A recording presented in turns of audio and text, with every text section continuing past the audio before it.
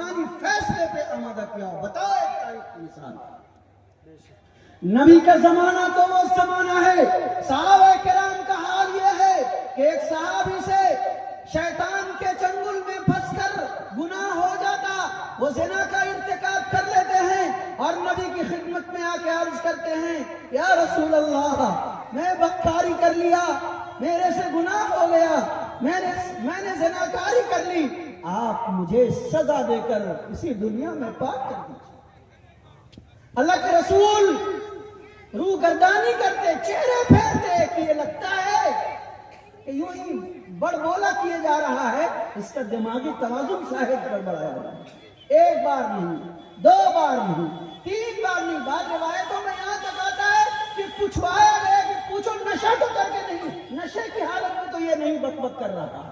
کوئی بندہ جرم کر کے خود سے آ کے کہے کہ مجھے کوڑے کی سزا دی جائے، دنیا میں مجھے پاک کیا جائے، لیکن جب تحقیق کیا گیا تو پتا چلا کہ سچا ہے. پھر زمانہ نے دیکھا تو اس شخص کے ساتھ نبی کا کیا فیصلہ تھا. آپ اور ہم اور سماج کا مطالعہ کرو، کن مشقتوں کے ساتھ آپ کے کلمے آپ تک پہنچے ہیں، کن مشقتوں کے ساتھ آپ نے کلمے طیبہ پڑھا ہے. آپ نے اشہدو ان لا الہ الا اللہ کن حالات کے ساتھ آپ نے پڑھا. آپ کے باپ نے اور آپ کے آباء و اجداد نے کون سے کوڑے کھائے تھے، کون سی آپ کی پٹائی ہوئی تھی.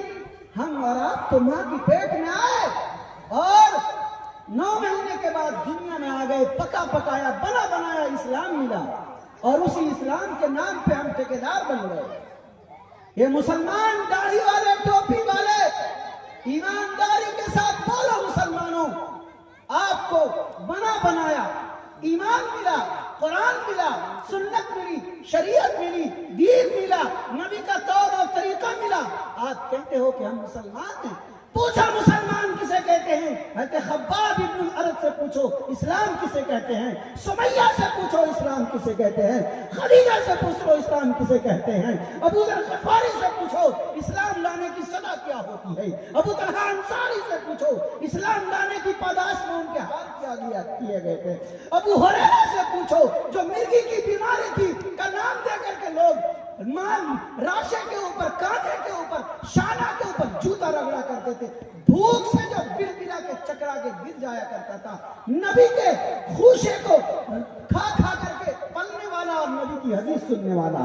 اسلام سیکھنا اور سننا ہے تو حضرت ابو ہریرہ رضی اللہ عنہ سے سنو. عبداللہ ابن عمر سے پوچھو اسلام کیا ہے. ابو بکر صدیق سے پوچھو اسلام کیا ہے. جس ابو بکر صدیق کو چندے کے بارے میں کہا گیا تھا تو آپ جھاڑو لگا کے گھر سے سب کچھ لے کر کے چلے آئے تھے. اللہ کے رسول نے پوچھا تھا کہ گھر کے لیے کیا چھوڑا، آپ نے کہا خدا اور اس کے رسول کو چھوڑ کے آیا ہوں، خدا اور اس کے رسول کو چھوڑ کے آیا ہوں. عثمان غنی سے پوچھو، عثمان غنی سے پوچھو جس کے بارے میں اللہ کے رسول نے فرمایا تھا ان سے فرشتے بھی حیا کرتے ہیں، ان سے فرشتے بھی حیا کرتے ہیں. عمر فاروق سے پوچھو اسلام انہوں نے کیسے قبول کیا تھا. ماں نے جب قرآن کی تلاوت سورہ طٰہٰ، بہن نے قرآن کی تلاوت سورہ طٰہٰ کی پڑھی تھی اور تلاوت کی تھی تو جب بھائی کی یہ صورتحال دیکھی تھی اور مارا اور پیٹا تھا اور بہنوئی کی کٹائی اور پسائی کی تھی، بہن نے جس جرأت کے ساتھ اسلام کا مظاہرہ کیا تھا، کہا تھا کہ ہم ایمان لانے والے، قرآن پڑھنے والے،